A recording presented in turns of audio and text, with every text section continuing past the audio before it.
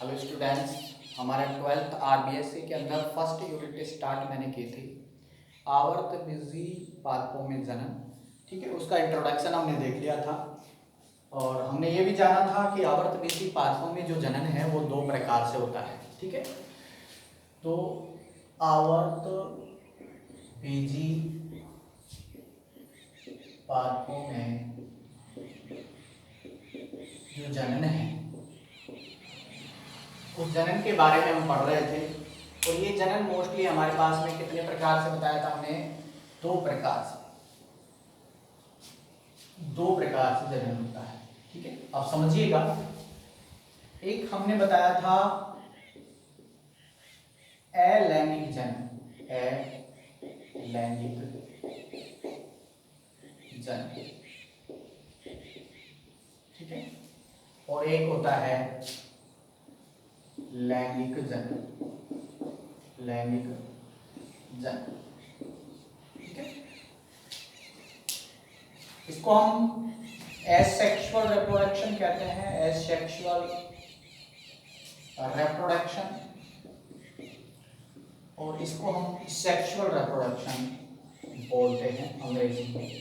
ठीक है, देखिए इसकी बात बाद में करेंगे। सबसे पहले अगर हम अलैंगिक जनन की बात करते हैं, ठीक है, तो अलैंगिक जनन क्या है? सबसे पहले हमारे पास में पॉइंट आता है कि अलैंगिक जनन होता क्या है। देखिए इस जनन की क्या क्या विशेषताएं, अगर मैं डायरेक्टली परिभाषा के रूप में बात करूं, ठीक है, तो बिना युग्मक संलयन, बिना युग्मक संलयन, ठीक है, बिना युग्मक संलयन, युग्मक नर युग्मक और मादा युग्मक, मेल गेमेट्स और फीमेल गेमेट्स के संलयन के, फ्यूजन के, ठीक है, without male and female gametes के फ्यूजन के होने वाला जो रिप्रोडक्शन होता है वो कहलाता है अलैंगिक जनन। ठीक है, इसमें युग्मक संलयन नहीं होता। अगर युग्मक संलयन नहीं होता है तो युग्मक बनेंगे भी नहीं, यानी कि अर्धसूत्री विभाजन भी इसमें एब्सेंट होती है, अर्धसूत्री। ठीक है, अर्धसूत्री विभाजन इसमें क्या होता है? एब्सेंट होता है। ठीक है, बिना अर्धसूत्री विभाजन के ये क्रिया संपन्न होती है। यानी कि अब मैं डायरेक्टली ये कह सकता हूं, बिना अर्धसूत्री विभाजन और बिना युग्मक संलयन के होने वाले जन्म को ही क्या कहते हैं? अलैंगिक जनन। ठीक है, इसकी क्या क्या विशेषताएं हैं देखिए। इसमें केवल एक जनक भाग लेता है, केवल एक जनक। ठीक है, जनक यानी पेरेंट, एक पेरेंट्स भाग लेता है। ठीक है, इसके अलावा बात करें, जब एक जनक भाग ले रहा है तो इसकी जनन कोशिकाएं नहीं भाग लेंगी, इसमें कायिक कोशिकाएं। ठीक है, तो ये जो जनन है, ये जनन कायिक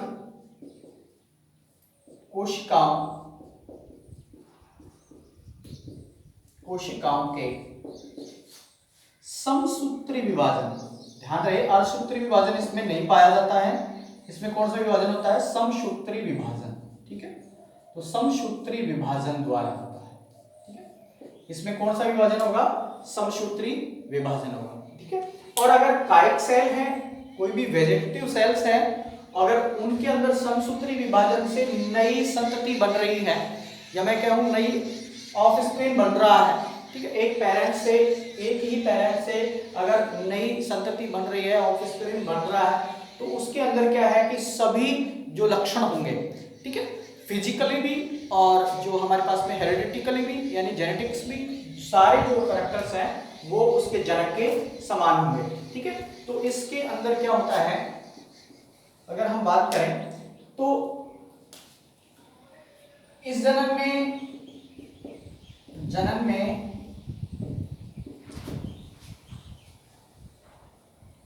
प्राप्त संतति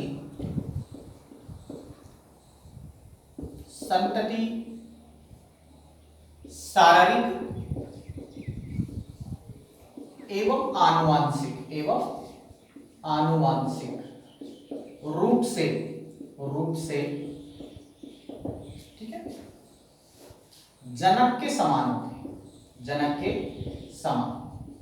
ठीक है, मैं कह सकता हूं कि इसमें जो भी संतति नई संतति बन रही है उसके अंदर जितने भी लक्षण हैं, शारीरिक लक्षण है, आनुवंशिक लक्षण है, वो सारे लक्षण उसके पेरेंट्स के समान होंगे, उसके जनक के समान होंगे। इसलिए इस जन्म से प्राप्त जो संतति होगी उसको कहते हैं क्लोन। ठीक है, उसको क्लोन के नाम से जानते हैं। ठीक है, उस संतति को क्या कह देंगे हम? क्लोन होती है। ठीक है, एक बार एक क्वेश्चन आया हुआ भी है। ठीक है, कि एलन जन्म में प्राप्त जो संतति है उनको क्लोन क्यों कहा जाता है? क्योंकि इन संततियों के आनुवंशिक और शारीरिक लक्षण होते हैं उसके जन्म के समान होते हैं। कारण पूछे, क्या कारण हो सकता है? इसका कारण है कि क्योंकि एलन जन्म के अंदर जनन कोशिकाएं भाग नहीं लेती, यानी अलग अलग युग्मकों का संलयन नहीं होता है। इसमें केवल काय कोशिका के समसूत्री विभाजन से ही नई ऑफस्प्रिंग का निर्माण होता है, नई संतति का निर्माण होता है। इसलिए वो संतति अपने जनक के समान होती है। ठीक है, तो ये हमारे पास में एलएनई जनन की बात हुई कि एलएनई जनन की क्या विशेषताएं हैं, क्या होता है। ठीक है, अब बात करें आवर्तबीजी पादपों में जो एसेक्सुअल रिप्रोडक्शन है वो मोस्टली कितने प्रकार का होता है? ठीक है, देखिए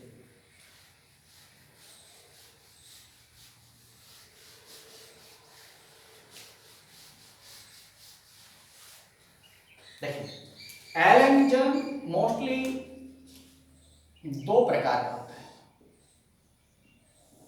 आवर्तबीजी पादपों के अंदर। नंबर एक बात हम करें एनिसेक बीजता। ठीक है, एनिसेक बीजता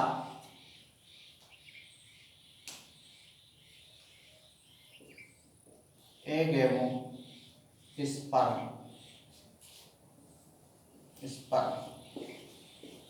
एगेमोस्पर्मी होते हैं। और दूसरा हमारे पास में एलन जन का भाग होता है कायिक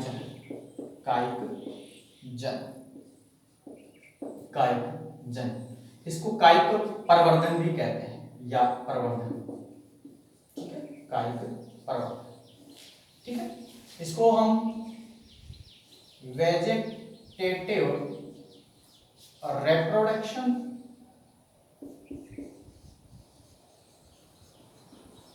या फिर प्रोपेगेशन। ठीक है, वेजिटेटिव प्रोपेगेशन या फिर वेजिटेटिव रिप्रोडक्शन के नाम से भी इसको जानते हैं। ठीक है, तो दो प्रकार का हमारे पास में एलएनई जनन होता है आवर्तबीजी पौधों में, एनिसेक बीजता और कायिक जनन या कायिक प्रवर्धन। ठीक है, तो सबसे पहले हम एनिसेक बीजता की बात कर रहे हैं। ठीक है, एनिसेक बीजता क्या होता है? देखिए एनिसेक बीजता के अंदर ये जो शब्द है एगेमोस्पर्मी। ठीक है, तो इसके अंदर एक का मतलब होता है बिना। ठीक है, और यहां पर गेमोश का मतलब होता है युग्मक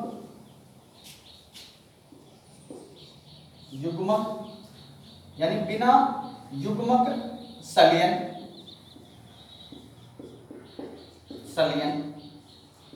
स्पर्म यानी बीज का निर्माण। ठीक है, बीज का निर्माण।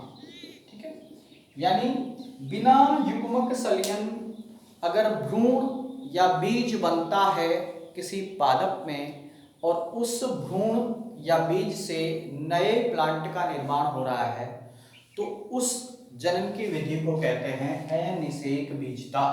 ठीक है, दोबारा से समझ लीजिएगा, बिना अर्धसूत्री विभाजन और बिना युग्मक संलयन के बीज या भ्रूण का विकास होना और उस बीज या भ्रूण से नए प्लांट का निर्माण होने की जो विधि है जनन की, वो एनिसेक बीजता कहलाते हैं। और इस प्रकार का जो बीज बनता है, ठीक है, बिना युग्मक संलयन के जो बीज बनता है उसको अनिषेक बीज कहते हैं, अनिषेक बीज कहते हैं। या फिर भ्रूण बनता है तो उसको अनिषेक भ्रूण कहते हैं। और ये अनिषेक भ्रूण है एक प्रकार से मोस्टली कायिक भ्रूण होता है, ठीक है, जो बिना फर्टिलाइजेशन के बन रहा है, ठीक है। तो ये हमारे पास में बिना निषेचन के बीज या भ्रूण से जो प्लांट बनने की प्रक्रिया है वो ही अनिषेक बीजता कहलाती है, राइट। अब हम बात करते हैं कायिक जनन की या कायिक प्रवर्धन की, ठीक है। ठीक, देखिए दूसरा हमारे पास में जो एलैंगिक जनन का भाग है या विधि है वो है कायिक जनन, ठीक है, कायिक जनन, ठीक है, या इसको हम कायिक प्रवर्धन भी कहते हैं, कायिक प्रवर्धन, ठीक है, यानी वेजिटेटिव रिप्रोडक्शन,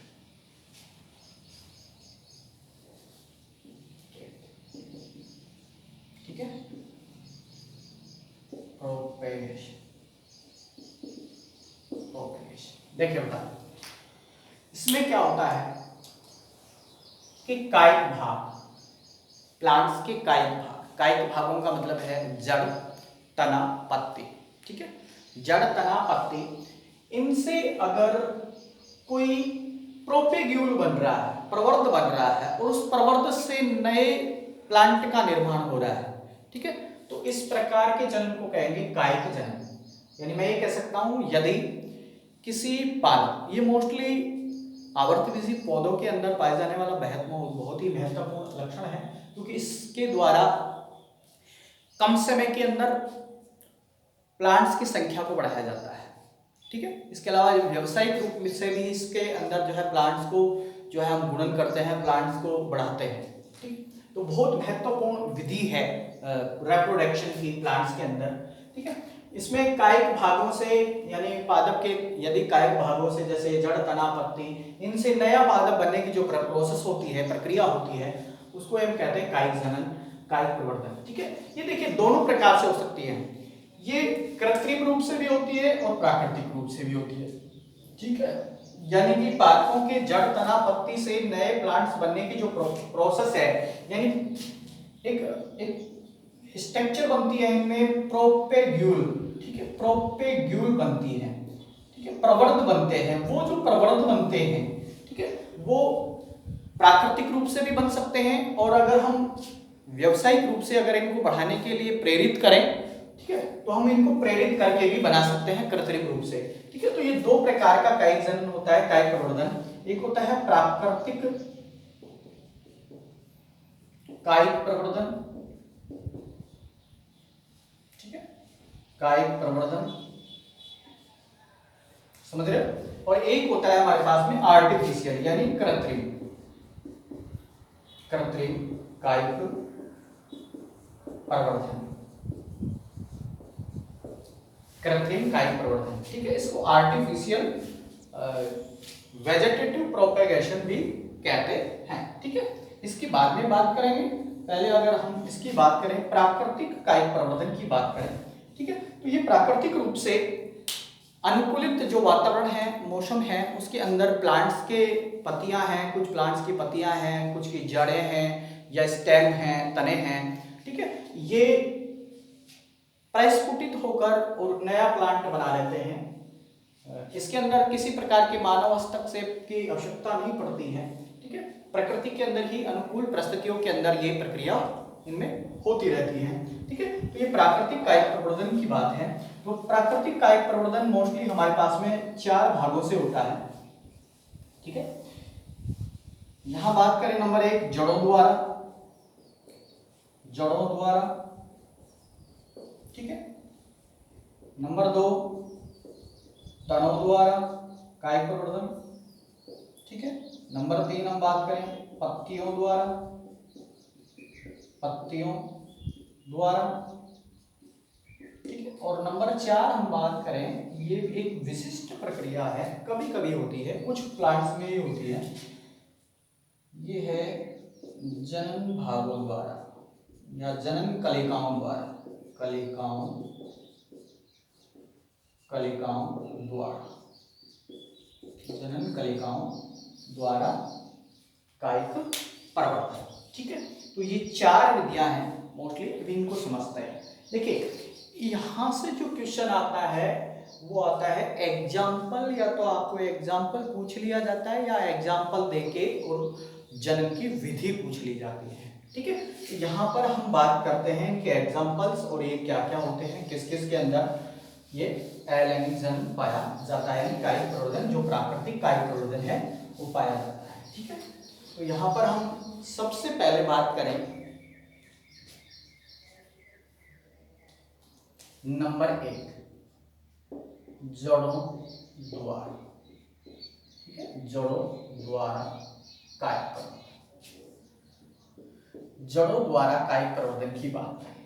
ठीक है, तो विभिन्न प्रकार की जड़ें, जैसे अपस्थानिक जड़ों की बात कर लेते हैं कुछ प्लांट के अंदर। कुछ प्लांट्स में जैसे कंदिल जल है, जड़ है।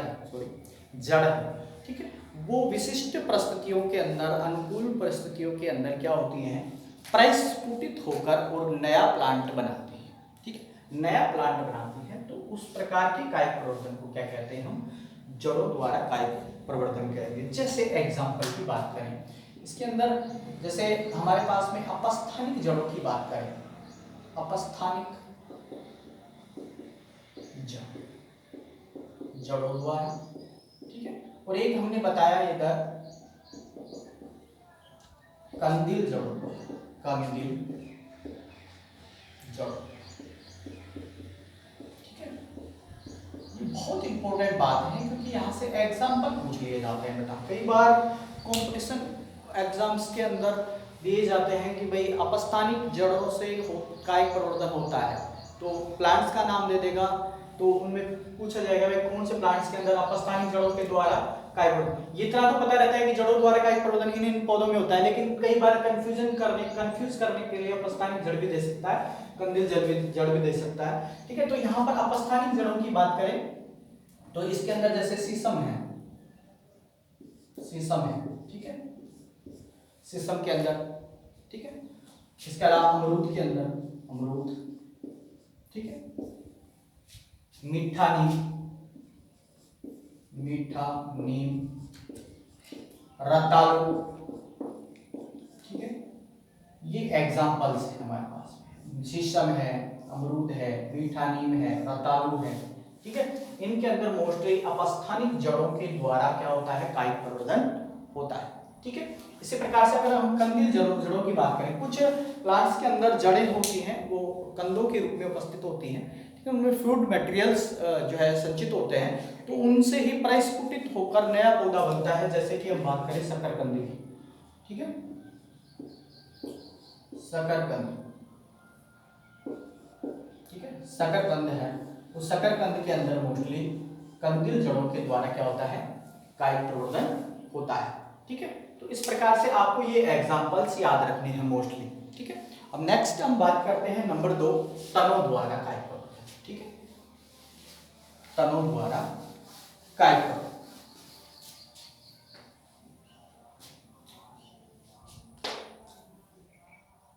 नंबर 2, तनों द्वारा कायिक प्रवर्धन। देखिए तने मोस्टली हमारे पास में 3 प्रकार के होते हैं वैसे तो। जैसे अंडरग्राउंड स्टेम्स होते हैं जो भूमिगत तने होते हैं, इसके अलावा हमारे पास में अर्धवायवीय तने होते हैं, और एक होते हैं वायवीय तने। ठीक है, वायवीय तने। ठीक है, तो मोस्टली अगर हम तनों के अंदर कायिक प्रवर्धन की बात करें तो सबसे ज्यादा कायिक प्रवर्धन उन तनों में होता है जो मोस्टली अंडरग्राउंड होते हैं। ठीक है, भूमि के नीचे पाए जाते हैं। ठीक है, और कुछ जो अर्धवायवीय होते हैं, भूमि के ऊपर आधे और आधे भूमि के नीचे होते हैं उनमें। ठीक है, एरियल जो स्टेम्स होते हैं उनमें बहुत कम, जैसे कि जलकुंभी वगैरह के अंदर पाए जाता है। ठीक है, तो देखिए 3 प्रकार के मोस्टली जो तने हैं उनकी हम बात करेंगे यहाँ पर। देखिएगा नंबर 1, भूमिगत तने, भूमिगत तने। ठीक है, तनों द्वारा। ठीक है, भूमिगत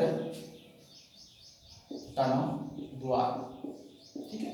भूमिगत तनों के द्वारा कायिक प्रवर्धन की बात करें सबसे पहले देखिए, भूमि के नीचे जो तने होते हैं मोस्टली अंडरग्राउंड होते हैं, उनके अंदर कुछ स्ट्रक्चर्स पाई जाती हैं, कुछ संरचनाएं पाई जाती हैं। उन संरचनाओं के परिस्फुटन से, ठीक है, नया पौधा बनता है।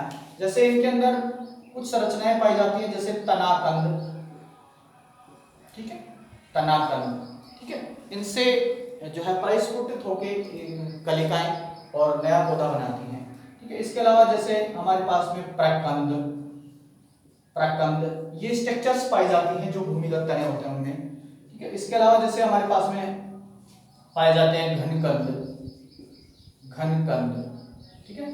इसके अलावा जैसे हमारे पास में सल्ककंद, ठीक है, ये कुछ स्ट्रक्चर्स पाई जाती है, ठीक है।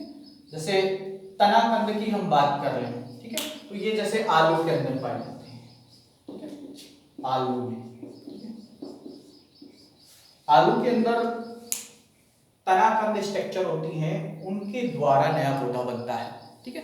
देखा होगा आपने आलू के ऊपर कुछ छोटी छोटी आंखों जैसी स्ट्रक्चर्स होती हैं, ठीक है, इस प्रकार की, जैसे आलू है, इसके ऊपर हमारे पास में इस प्रकार की छोटी छोटी स्ट्रक्चर्स होती हैं, ये गांठें गांठें होती हैं, ठीक है, ये हमारे पास में कहलाती हैं तनाकंद, ठीक है। और इन स्ट्रक्चर्स से प्रोपेग्यूल बनता है, इनका इनसे प्रवर्ध का निर्माण होता है, ठीक है, यानी प्रोपेग्यूल का निर्माण होता है, ठीक है, प्रोपेग्यूल बनता है इनसे, और ये प्रोपेग्यूल है, इसी से फिर नया पौधा बनता है। जैसे प्रकंद की बात करें, ठीक है, इसके अंदर मोस्टली कुछ पर्वत संधियां होती हैं, नीचे गांठें होती हैं उनमें, ठीक है, जैसे हल्दी के अंदर, ठीक है, हल्दी के अंदर, ठीक है, अदरक है, अदरक, ठीक है, हल्दी है, अदरक है, इनके अंदर जो कायिक प्रवर्धन होता है वो कौन से स्ट्रक्चर्स के द्वारा होता है? प्रकंद के द्वारा। बहुत बार ऐसे क्वेश्चंस कॉम्पिटिटिव एग्जाम में पूछ लिए जाते हैं, ठीक है।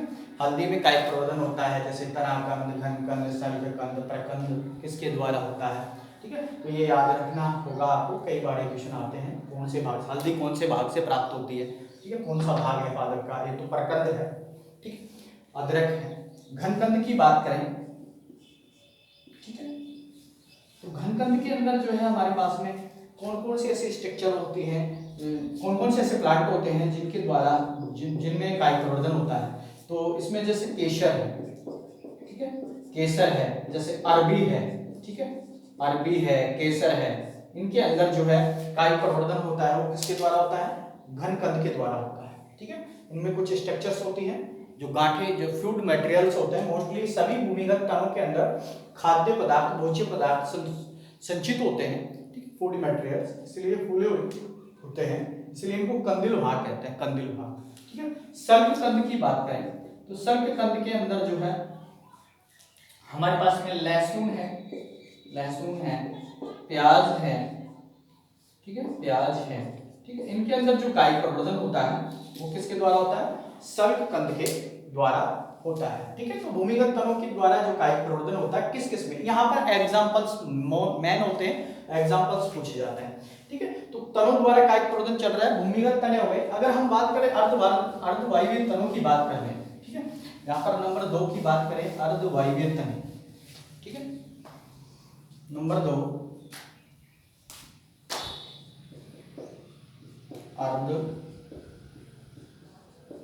अर्धवायवीय तने, ठीक है, तनों द्वारा, अर्धवायवीय तनों के द्वारा, ठीक है। अर्धवायवीय तनों के अंदर जैसे ऊपरी भूस्तरीय, ऊपरी भूस्तरीय तने, ठीक है, भूस्तरीय का, ठीक है, भूस्तरीय, ठीक है, भूस्तरीय, ठीक है, एक होते हैं अंतः भूस्तरीय, अंतः भूस्तरीय, ठीक है, ये तने होते हैं। ऊपरी भूस्तरीय जो भूमि के ऊपर ऐसे रेंग कर चलने वाले जो तने होते हैं, ऊपरी भूस्तरीय, इनमें कायिक प्रवर्धन जो है हमारे पास में, जैसे घास है, ठीक है, घास के अंदर जो है कुछ स्थानों पर जाके ऐसे पर्वत संधियाँ निकलती है, वहाँ से ये अपस्थानिक जड़ें निकलती हैं जो भूमि के अंदर प्रविष्ट हो जाती है और यहाँ पे नया पौधा बन जाता है। इस प्रकार से भूस्थायी का है, जैसे हमारे पास में स्ट्रॉबेरी वगैरह होते हैं, ठीक है हमारे पास में। इसके अलावा जैसे भूस्तरीय हैं, ठीक है, अंतर भूस्तरीय हैं, ठीक है, ये जैसे पुदीना वगैरह के अंदर जो है हमारे पास में कायिक प्रवर्धन होता है, ठीक है, वो अंतर भूस्तरीय जो है तने होते हैं, ठीक है, उनके माध्यम से जो है कायिक प्रवर्धन पाया जाता है। तो ये हमारे पास में जो है अर्धवायवीय तने हो गए, ठीक है। इसके अलावा जैसे वायवीय तनों की बात करें तो वायवीय तनों में मोस्टली जैसे जलकुंभी है, ठीक है, जलकुंभी का तना है, एक जलीय पौधा है जिसको हम टेरर ऑफ बंगाल के नाम से भी जानते हैं, बंगाल के आतंक के नाम से भी जानते हैं, क्योंकि जलाशय में बहुत जल्दी तीव्रता से फैलता है और जल के ऑक्सीजन को बहुत जल्दी एब्जॉर्ब कर लेता है, जिससे वहाँ जलाशय में उपस्थित अन्य जो वनस्पति और जंतु होते हैं, ठीक है, उनके लिए वो जो है ऑक्सीजन की कमी कर देता है और वो जंतु मर जाते हैं। इसलिए इसको जो है बंगाल का आतंक के नाम से भी जानते हैं, क्योंकि बंगाल की खाड़ी के अंदर मोस्टली वहाँ के जलाशयों में सबसे ज़्यादा फैला हुआ। तो उनके भी तने जो टूट के गिरते हैं पानी के अंदर, तो बहुत तीव्रता से उनमें कायिक प्रवर्धन होता है और नए पौधे बन जाते हैं, ठीक है। तो ये तनों के द्वारा हमारे पास में कायिक प्रवर्धन हो गया। नंबर 3 हम बात करें पत्तियों द्वारा कायिक प्रवर्धन। देखिए एलैंगिक जनन की जो 2 विधियां थी, एनिसैक जनन और कायिक प्रवर्धन। कायिक प्रवर्धन के अंदर हम प्राकृतिक कायिक प्रवर्धन पढ़ रहे हैं और उसकी हम तीसरी विधि पढ़ेंगे पत्तियों द्वारा कायिक प्रवर्धन। पत्तियों द्वारा कायिक प्रवर्धन, कायिक प्रवर्धन, पत्तियों द्वारा कायिक प्रवर्धन। देखिए कुछ प्लांट्स ऐसे होते हैं जिनकी जो पत्तियां हैं, अगर वो पत्तियां अनुकूल परिस्थितियों में पेड़ से अलग होकर नीचे गिर जाती हैं तो उनके अंदर अपस्थानिक जड़ें प्रस्फुटित हो जाती हैं और नया पौधा बना लेती हैं, ठीक है। जैसे हम बात करें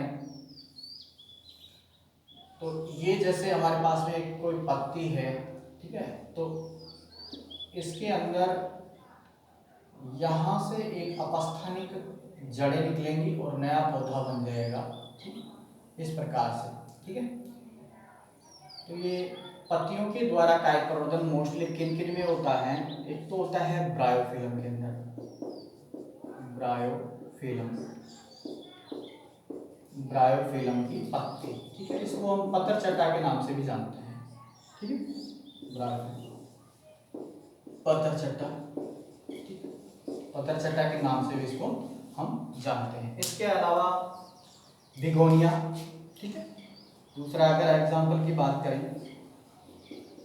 बिगोनिया, ठीक है, बिगोनिया की जो लीफ होती है, पत्ती होती है, उसमें भी क्या होता है, अपस्थानिक जड़ें निकलती हैं, ठीक है, जब वो भूमि पे गिर जाती हैं तो और उनसे नया पौधा तैयार हो जाता है, परिस्फुटित होकर नया पौधा बन जाता है। तो पत्तियों के द्वारा कायिक प्रवर्धन भी होता है। एग्जाम्पल ध्यान रखना, ब्रायोफिलम्स के अंदर, पतरचट्टा में और बिगोनिया के अंदर, ठीक है, पत्तियों के द्वारा कायिक प्रवर्धन। चौथा हमारे पास में है जनन कलिकाओं के द्वारा कायिक, ठीक है। नंबर 4 की हम बात करें, जनन कलिकाओं द्वारा कायिक प्रवर्धन, कायिक प्रवर्धन, ठीक है। तो कायिक प्रवर्धन की जनन कलिकाओं, देखिए कुछ प्लांट्स ऐसे होते हैं जिनके अंदर जो जनन कलिकाएं हैं, वो जनन कलिकाएं पुष्प में न बदलकर या जननांग में न बदलकर, ठीक है, इसको जननांगों के द्वारा भी कायिक प्रवर्धन कह सकते हैं, ठीक है।